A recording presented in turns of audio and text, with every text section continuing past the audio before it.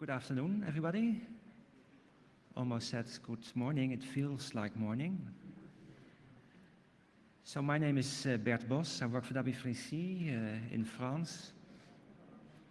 Come in. And this talk will be about how w3c works, what it creates, how it creates, what it creates, and of course also how you can work with w3c, influence its specifications. w3c, the World Wide Web Consortium, is now a little over 11 years old. It was created by Tim Berners-Lee in October '94 at MIT in Cambridge, Massachusetts. And I'm working in the French side in the south of France, in Sophie Antipolis. We also have a site in Tokyo and various smaller offices in many countries, also here in Germany. So over those years, over those now more than 11 years, the web has changed quite a bit. The basic structure is still there, but it's become a lot more complex with a lot more things added on top and to the sides. This is more or less how it looks in '95. It's a bit simplified. I left out the Gopher and the FTP and the NNTP and other things that already existed. The basis is the URL that allows you to address everything on the web. On top of that is a protocol, HTTP or other protocols, but HTTP is the most used one. On top of that, a couple of formats, HTML of course for text, CSS for style, ping for bitmap graphics, GIF also, and JPEG for photographic images. That was more or less it in '95. There were people using sound and video, but not a lot.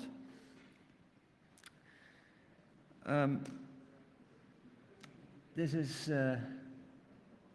well, a partial graph of what it looks like nowadays. I looked on the w3c site for the best looking schema that we have, and I found this one. It's not complete, there's things missing, but you get a bit an idea of how much more is going on now than there was 10 years ago.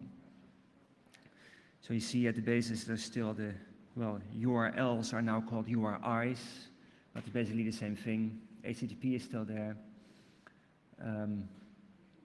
XML has been added, lots of things on top of XML. HTML, there's now XHTML. Well, HTML works also, of course, but the new one is XHTML. CSS is still there. SVG has been added, Smile, Xforms, lots of things.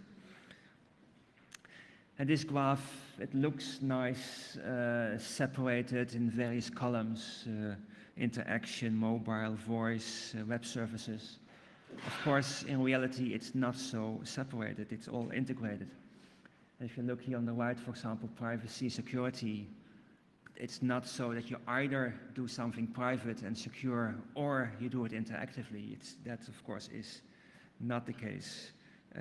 Privacy and security is integrated with everything. You have to deal with that, with all interaction, whether it's via HTML or via voice or business to business, everywhere. Here in the middle is a big wide oval that says device independence, quality, internationalization, accessibility, to indicate that there are concerns, well, actually like privacy and security that have to do with everything, that are pervasive for all protocols and formats. So you can imagine that there's a lot of communication, a lot of coordination going on to make all of this work together. So the basic way we work in w3c is try to get people to agree on something. It's not so that somebody creates something and imposes it on everybody else. There's also not a vote where the majority decides. The goal is really discuss as long as it takes to get people to agree. Consensus doesn't mean that everybody thinks it's a good idea, but it means at least that nobody disagrees anymore. Sometimes we say the magic word is, I can live with it.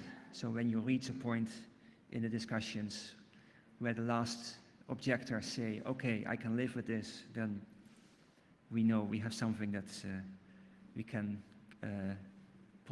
promote to a standard. And the reason we do all that is, well, the motto of w3c is leading the web to its full potential, where it's on purpose that leading is an ambiguous word. It's both being in front, being at the forefront, and leading the way,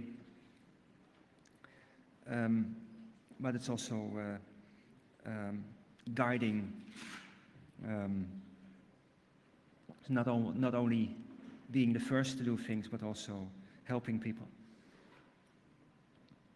So the question then is, of course, what does it mean, full potential?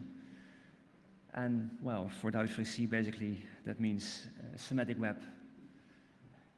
It's probably a term you've heard. It's become quite fashionable over the years.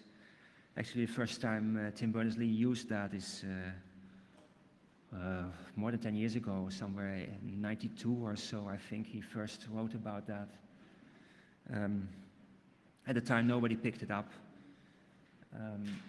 But nowadays, people do. There's lots of research projects around semantic web in web services, semantic web for knowledge representation, everywhere. Of course, that doesn't answer the question what it is exactly. Semantic web is an abstract goal. It's not so that we can say, okay, if we have these features on the web, then it is a semantic web. There's not a concrete goal to reach, and then we say, okay, we're ready. It's sort of an ideal, something we strive for, but it can always be improved. Semantic web means the web contains meaning, not just data, but actually meaning. And meaning in this case means meaning that is available to computers. So rather than needing human intellect to make sense of what you see on the web, you can ask your computer to make sense of it and give you the results, summarize it, transform it, whatever.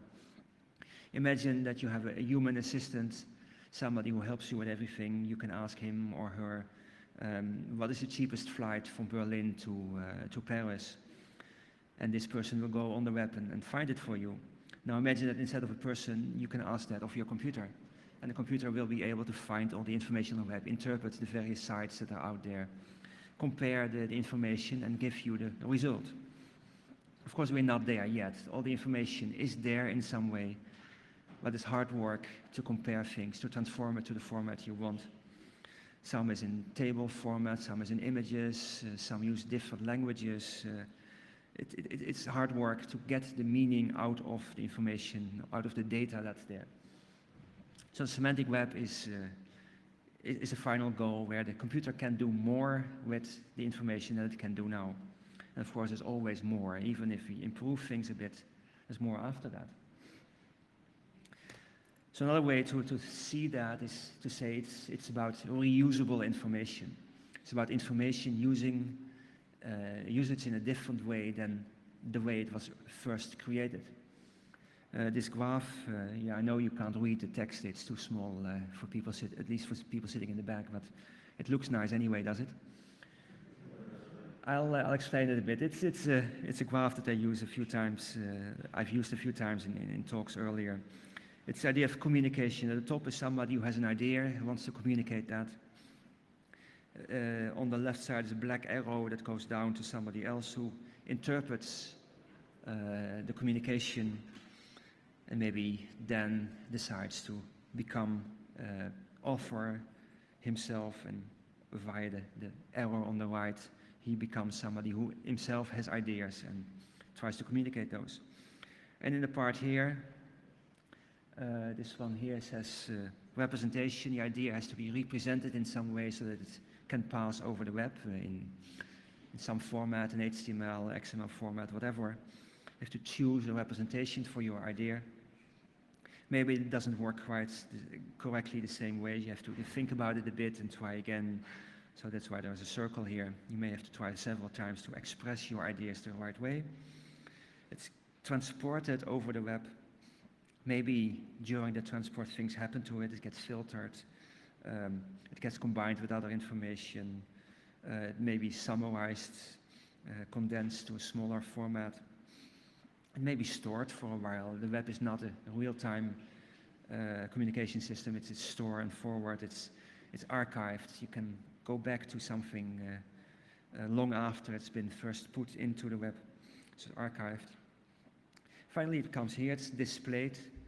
Maybe also the display isn't right the first time. It gets different views. It's maybe displayed in various different ways. And then what has been displayed is interpreted. So all these smaller circles here indicate that information has to be processed in various ways. That's the reuse that's going on. And to make that as easy as possible is the goal of the semantic web. So a few examples to show how the various things w3c creates fit in that architecture. SVG is one of those. SVG is scalable vector graphics. It's a way to encode diagrams, graphs, all kinds of images as a set of objects. It's an XML format. And that means the objects are there. You can annotate the objects in the image. It's not a bitmap. It's not a photo. It consists of just pixels with no relation to each other. It's actually a set of objects expressed in XML, so in a text format, and you can inspect it, you can change it, you can add information to it. Of course, in the name it already says it's scalable, so it works on a small screen or on a big screen. It doesn't degrade when you enlarge it like a photograph would. And it's stylable, so the structure is there. You can change the colors, you can change the fonts, you can change the thickness of the lines or the style of the lines. It's still the same structure, but it looks differently, so it's stylable. Of course, it doesn't help to adapt something to a non-visual medium. So this is good for big screens, small screens. It doesn't help you a lot if you don't have a screen at all. You have to go further than that. Another example is a project we started this year, a mobile web initiative. It has two working groups in it who look at the problems that mobile phones have, in particular, accessing information on the web. So trying to find the problems, the characteristics of the various devices, trying to come up with guidelines for how to create content, how to create web pages, in such a way that they are not only nice looking on the web, on a big screen, on a PC, on a desktop computer, but also on a mobile phone.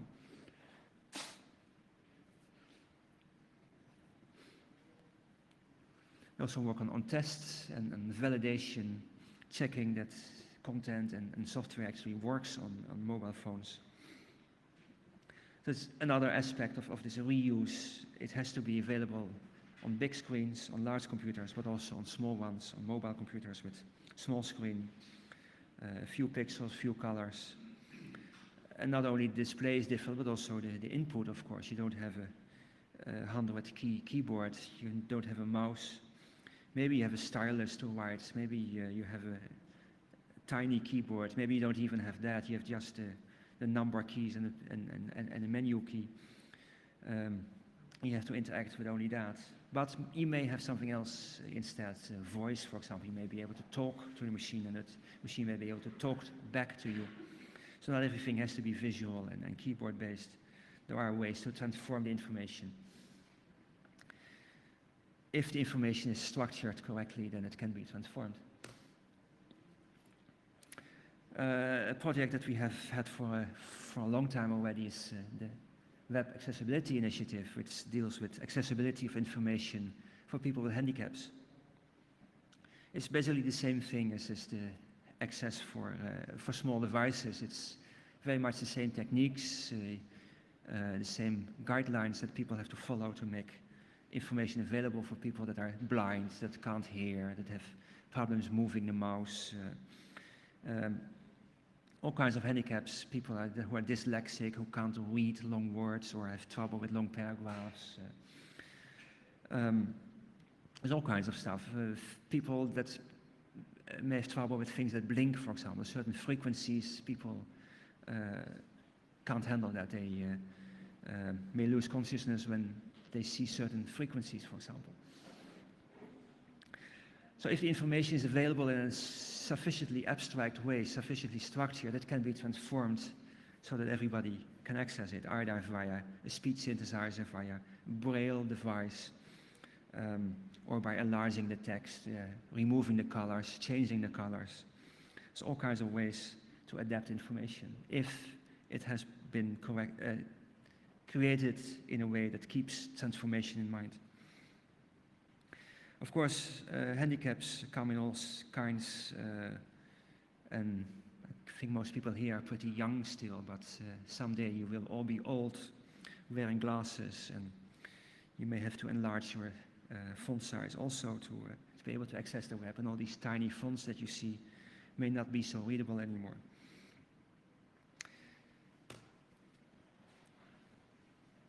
Another example, CSS, Cascading Style Sheet, that's my domain, that's where I work in a day-to-day basis. Its role in this whole architecture is to help with separating the structure of the information from the style of the information. If you use CSS, you're halfway there. If you don't put the layout in the HTML, you don't use tables for layout, you don't use font tags for the colors, but you do that with CSS, then you have already separated content from structure. And it becomes much easier to change the style for people who don't like that style, who can't deal with it.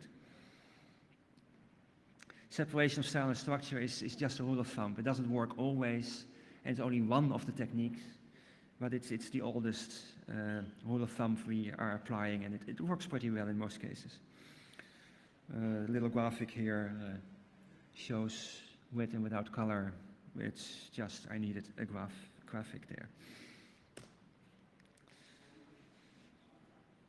The ultimate in semantic web, so to say, is RDF, the Resource Description Framework. It's the most abstract format we have. The idea here is that every piece of knowledge, every bit of information can ultimately be represented as a network where objects, pieces of information, statements, whatever, are linked to other bits of information via relations, properties. For example, you can have a car is an object, and you can say color red. So the property is the color and the value is red. You can decompose all kinds of information that way. You end up with a graph, usually much larger than this. And a graph, basically, if you analyze it and you try to linearize it, you end up with triples. An object, a relation, and another object. You make long lists of those. Of course, every bit can be reused as part of another graph, and even a whole graph can itself be an object in yet another graph. For example, if this were something somebody had said, you can see it as one unit of information, attach a relation to it that says spoken by somebody. You can nest all these graphs together. It's very abstract. It's able to express everything if you think hard enough about how to do it. You need lots of what we call ontologies, vocabularies that give lists of keywords, parameters, properties to express things. But in practice, this is not how you are going to write your web page, not anytime soon at least. This is not how people think. When you write an article, you think in titles and paragraphs and lists and images. And that's fine, as long as that format, HTML, SVG, whatever, is well defined. We know what it means, and we can ultimately, if we really need to, transform it to RDF and combine it with other things in RDF and make one big worldwide information graph from it. So I don't expect you to write things in RDF, but we try to create everything in such a way that it's precise enough, formal enough, that if needed, it can be converted to RDF. Okay, so that's a few examples of how the various technologies fit in that model. Next step is, how do we create those? What is the process we use in w3c to come to those standards? Well, first the structure of w3c. At the top of it, in the center, how do you say that, is the director. At the moment, that is Tim Berners-Lee. That's the person who has ultimately the final say about whether something becomes a recommendation, a standard, or not, whether a working group is created, whether something may be published on our website. Of course, that is the process. In practice, he doesn't say anything on his own. He consults, there's reviews going on, he checks the process. But that is the final formal step in every process, everything we create, is the director who finally has to say yes. Around him is the team, the w3c team, of which I am a member. At the moment, a little over 60, I think 67 or so people. That includes people that work on our hardware, on the network, etc., administration, financial stuff. But most of the team is people like me who are technical experts in some area and who are in working groups developing specifications. And of course, w3c is called a consortium, so that means it has members. At the moment, around 400. The members are companies, organizations, non-profit organizations, research institutes. They pay a membership fee, and in return they get the right to participate in the working groups, get information about what's going on internally. Of course, everything eventually becomes public. Usually it becomes public pretty soon. We have a rule that every specification, every draft we write has to become public, or every working group has to publish what they're doing, at least within 3 months. But if you're a member, you can get access to the internal discussions and see things a bit earlier. But most importantly, you can get more influence by actually participating in working groups. So usually we say the fee that you have to pay to become a member is one thing, but the real cost is not that. The real cost is participating. You have to be there, you have to discuss, you have to come to meetings, you have to be on the mailing list, you read your email, answer it, be on the phone. We have phone meetings usually every week. That's where the real cost is. You have to have somebody available who has the time to do that. And I'll show you more of the process in the next slide, and then you can see that it's really a lot of work to create a standard. So this communications that's going on between the members members and others happens in various places. There's face-to-face meetings where people come together, sit around the table and discuss. Most working groups do that 3, maybe 4 times a year. They meet somewhere for 2, 3, 4 days sometimes and discuss. We also have the technical plenary, a big meeting where all the working groups come together and meet each other. It's a lot of fun. It's hard work. It's a bit like a meeting like this here, where everybody comes together and meets in little groups or bigger groups. Creates birds of a feather meetings. It's very important also, because working groups have a tendency to try to do everything themselves. Once you're working on something and it's going well, and you see that another working group isn't doing exactly what you think it should be doing, there's always a tendency to try to do it yourself. And that's not good. You have to talk to those other groups and find common ground and say what your requirements are. And meeting face-to-face is often the best way to do that. Teleconferences, most working groups have weekly teleconferences, an hour every week on the phone. There's a mailing list, of course, lots of email going on. And every working group also has public mailing lists where non-members, everybody basically can subscribe to such a mailing list and discuss what's going on, give feedback, suggestions, etc.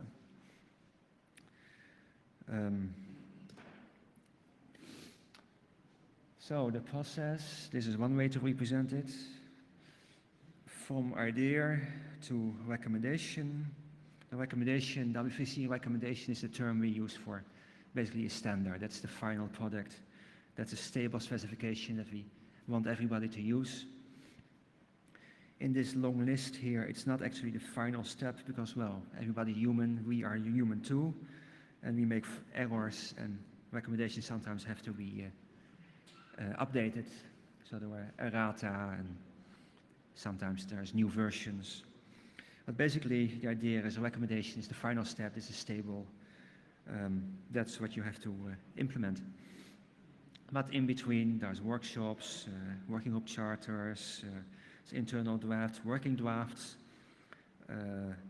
Candidate recommendation is a theoretically stable specification, but it still has to be tested in practice.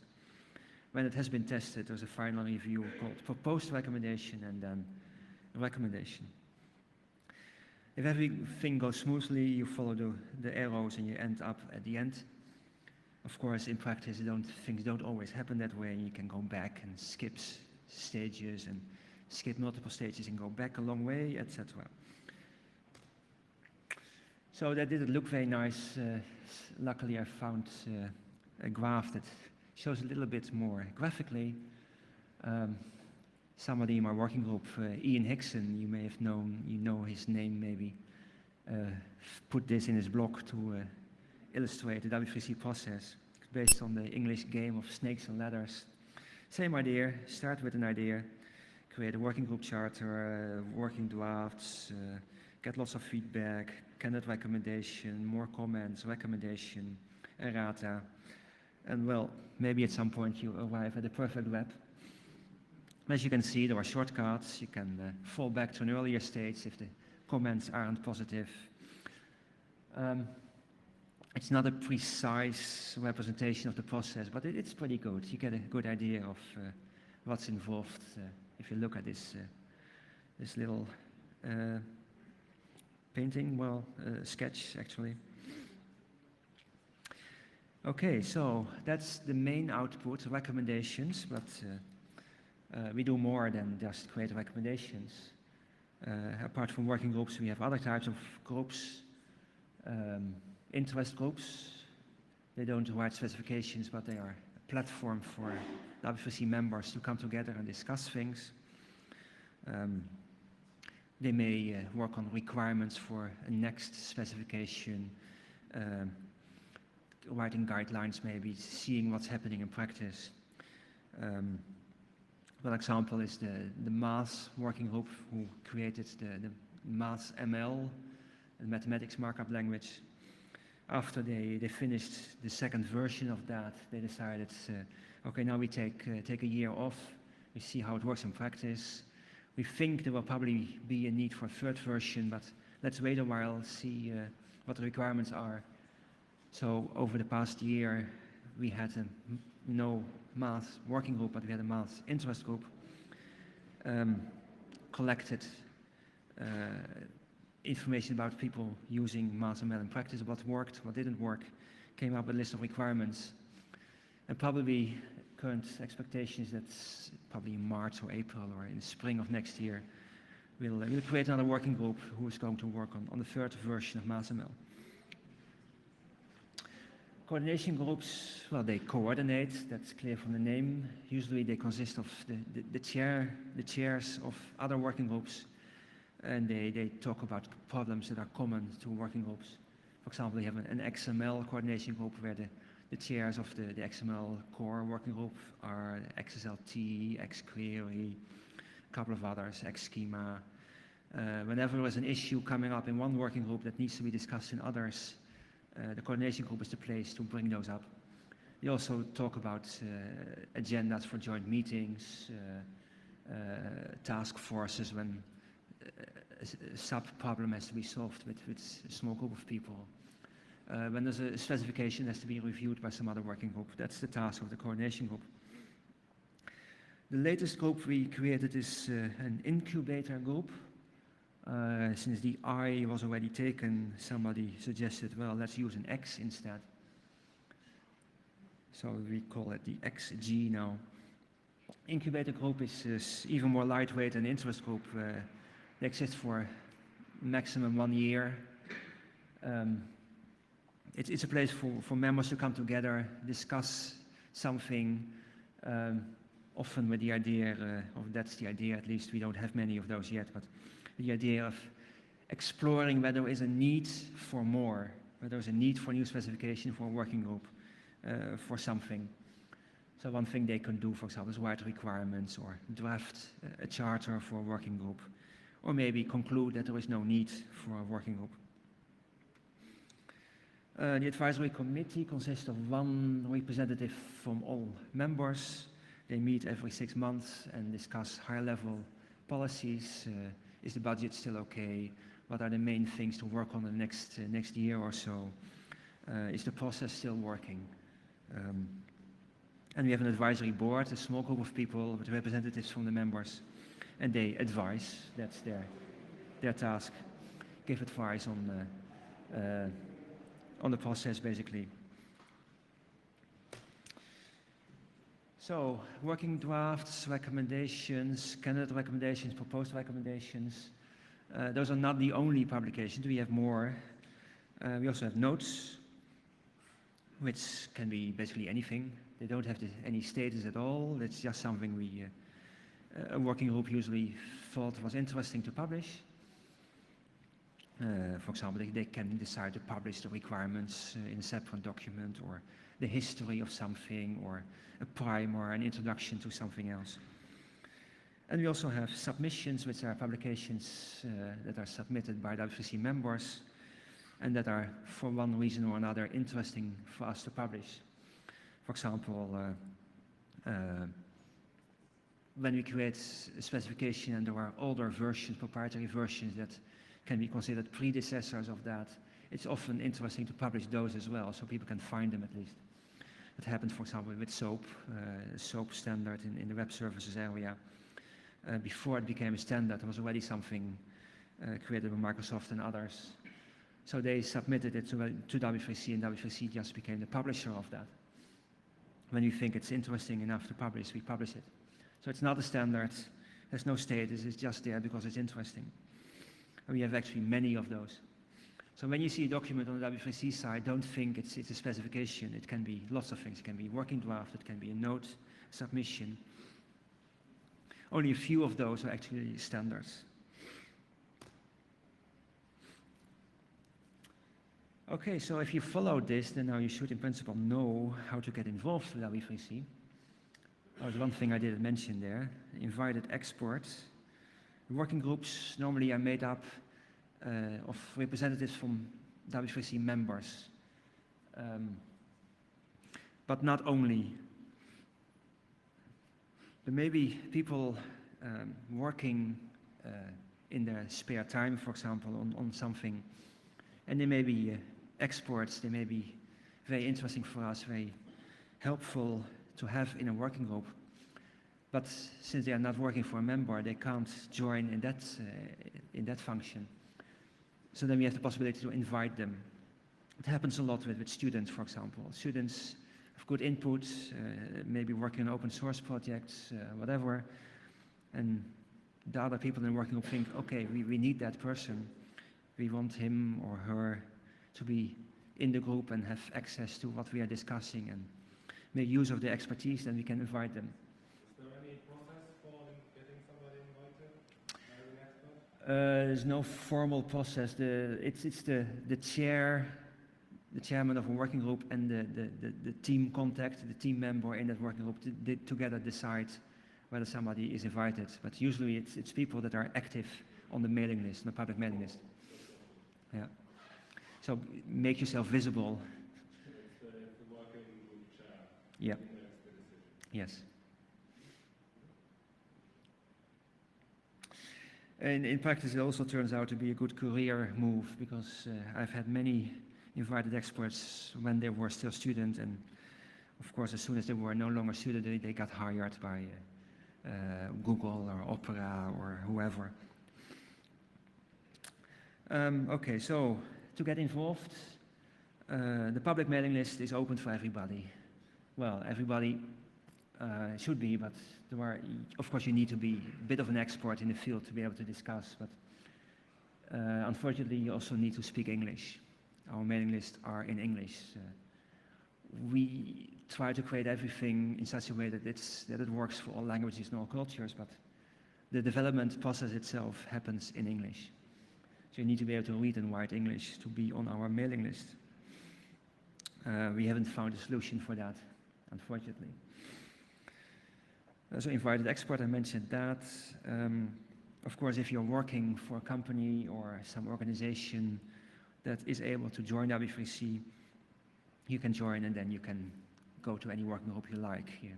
That's the right of every member organization to join working groups and come to the technical plenary, come to workshops, whatever. That, of course, is the most direct way to have influence, and even more influence if you also volunteer to become an editor of a specification. The editor has the control over what actually gets written. Of course, you're an editor, you're not an author, but still you have some more influence that way. And finally, also not for everybody, joining the team, become my colleague, but that depends, of course, whether we have a vacancy or not. And when the budget is tight, we don't hire new people. Okay, another subject. So now you know the basic process. There's little odds and ends that make the process more complex. When w3c started 11 years ago, those are things we didn't think about. This was the internet. Everything was open. We just came together, formed this consortium, got the important people together and started writing specifications. Okay, we had copyright, that's automatic. Everybody has copyright on what he writes. But we didn't think any further than that. And then we got contributions from other people, and then the question came, well, whose copyright is that? And if we are publishing that and then we want to change it, who has the right to change it? And okay, so that's the first thing to solve. The copyright license, not only on the documents, but also on any software that we give out. Well, okay, copyright is still relatively simple. We now have a license, an open source license on all the software that w3c produces. And we have the w3c document license on all the specifications we write and all the other text we write.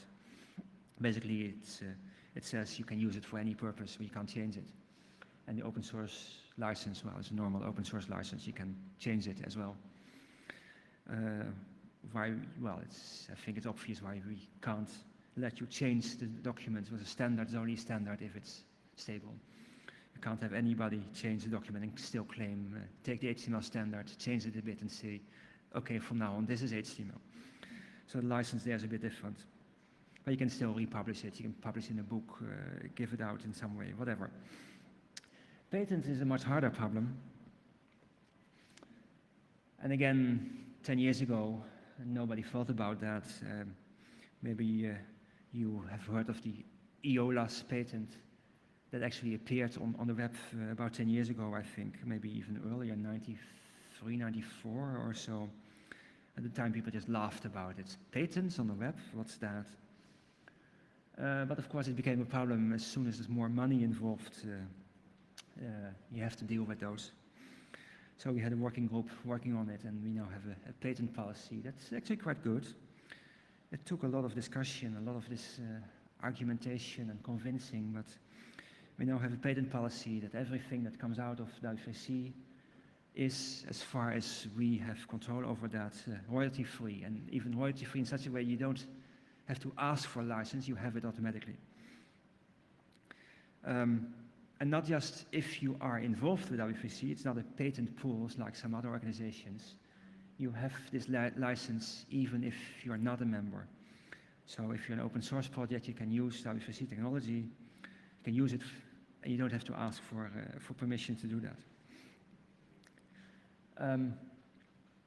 Well, there's still limits to that, of course. We can only control patents that we know about and that are owned by w3c members. If there's some company outside w3c who has a patent and we don't know about it, well, okay, yeah, that's nothing we can do about that. But we hope to have all the important companies and organizations in w3c, so there should be a good chance that what we produce indeed is royalty-free.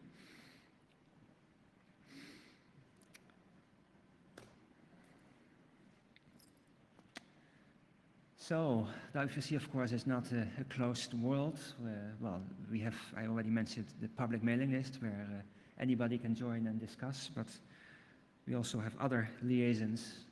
There are other organizations. w3c is certainly not the only organization working in technology standards.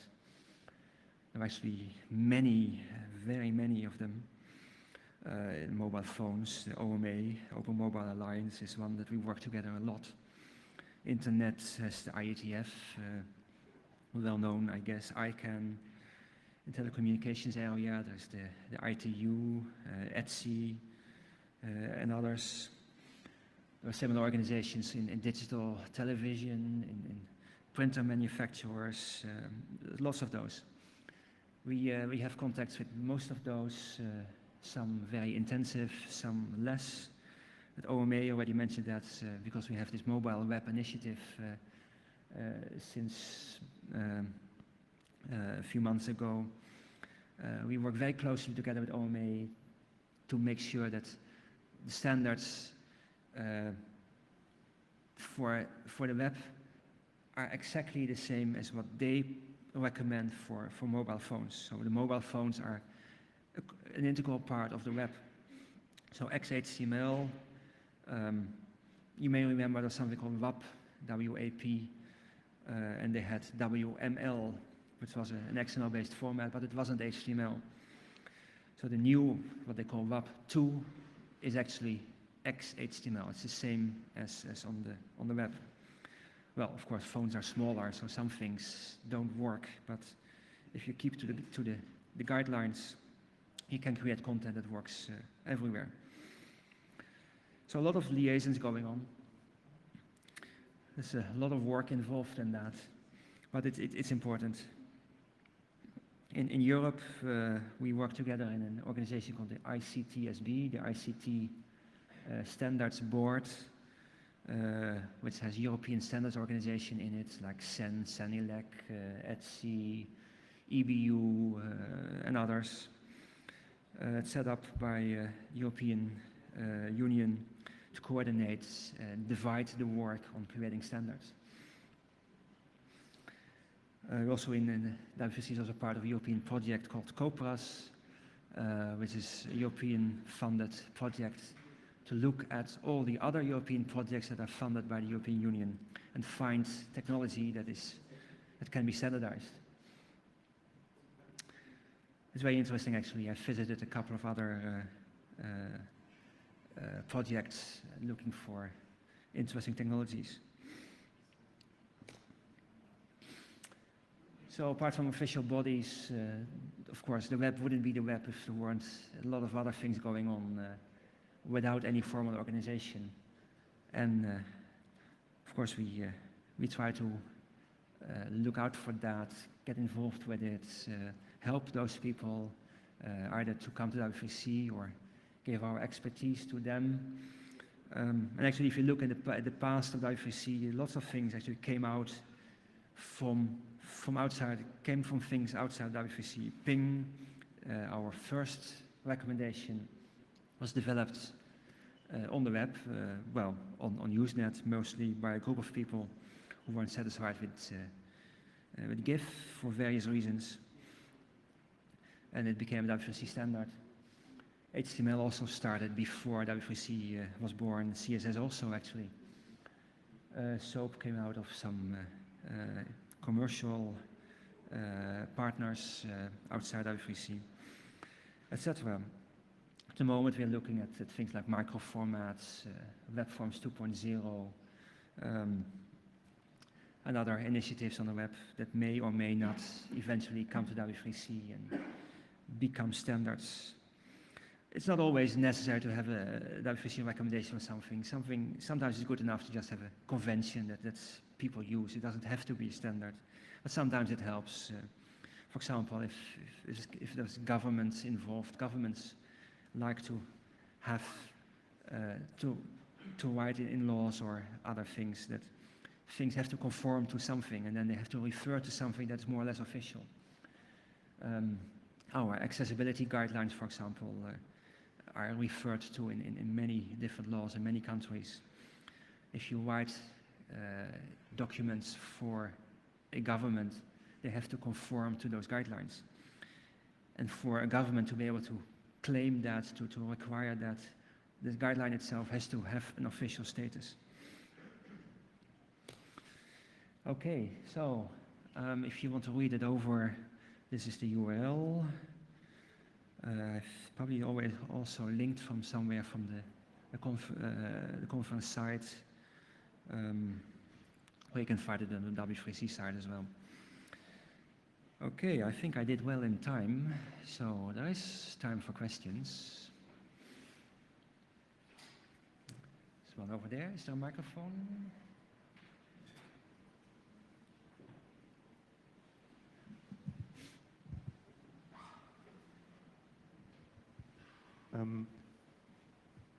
Yeah, it's working.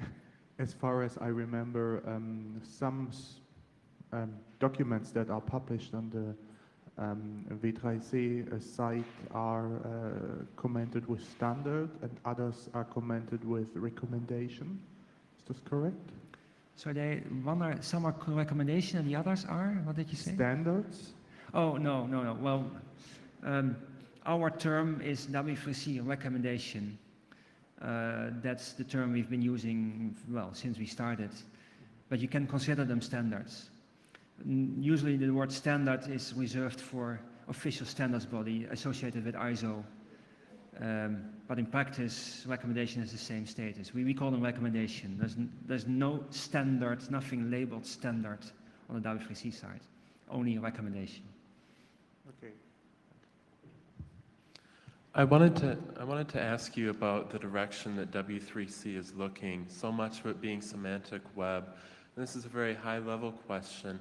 I understand that people can consider it reasonable to expect companies like Orbitz, the airlines, to tag their prices with RDF, and I think that's reasonable. But so much of the knowledge on the web comes from individuals, not corporations, things on mailing list archives, things on the PHP manual website, for example. And I'm wondering if the cost of tagging that in a manner that's understandable in the semantic web outweighs my benefit from it, my what I get out of it as a submitter of information. Mm-hmm. Yeah, it's a good question. It has to do with the usability of the content creation process. That's why I mentioned microformats also. Microformats is a way to add semantics in a very lightweight way. What we're trying to do in such a case, as you mentioned that we're not going to replace HTML with RDF, for example. HTML is fine. What we're trying to do is create it in such a way that, if necessary, it can be converted. You can still use HTML, you can use SVG, you can use a microformat, you can use other things, as long as we know, at least in theory, how to make it formal, if necessary. But no, we certainly don't want people to stop using easy-to-use formats. We want everybody to contribute to the web and in whatever way is best for them. We just try to give guidelines for how to do it in the best possible way. And some things, with the same effort, you can sometimes do it the right way or the wrong way. So if it's the same effort, we recommend the right way. So if you use HTML, try to use CSS rather than use tables, for example. That's the same effort, but one is better for a semantic web than the other. But no, we're not trying to convince everybody to use RDF. If you can use it, sure, do that, because it fits in the RDF web immediately. It can be searched with RDF tools. But RDF is really a low-level format. I compare it sometimes a bit. Imagine that there were only one programming language in the world. And was not even a high level one like Pascal or Scheme or Dylan or something. It was PDP-8 assembly language, and you had to do everything with that. You can do everything with that, but you don't want to. So yeah, we have other formats, but we try to make them formal enough to fit in this idea that everything is connected with everything. Is there any market absentee in your membership? Is there an individual, an organization, an interest group that you would like to cooperate with, which for whatever reason fails or refuses to cooperate? The sound is a bit bad at this. Can you repeat? Is there a market absentee in your membership? So that is there any individual or organizational interest group that you would like to cooperate with you, but who for whatever reason fails or refuses to do so, which you would wish to cooperate? Mm-hmm. There's no absolutes there. There are domains where we think we are underrepresented. We have the software makers, the hardware makers, the telecommunications companies, we have research institutes, but what we don't have enough of is users. We have companies like Boeing and Texaco and etc. that don't develop software themselves, but are using our software and give us feedback from that respect. But we want more. We want the graphic designers. We want people that you apply our technology on a day-to-day basis and give us feedback and actually come into the working group and give us their viewpoint. We have them, but we want more of those. I think that's the main thing at the moment we think we are lacking.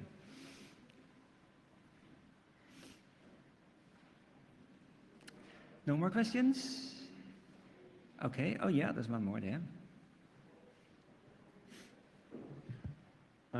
Perhaps you know the Java standard process, the Java community process, and in that process it is mandatory to have some working software that proves that the standard is programmable, doable, that it works.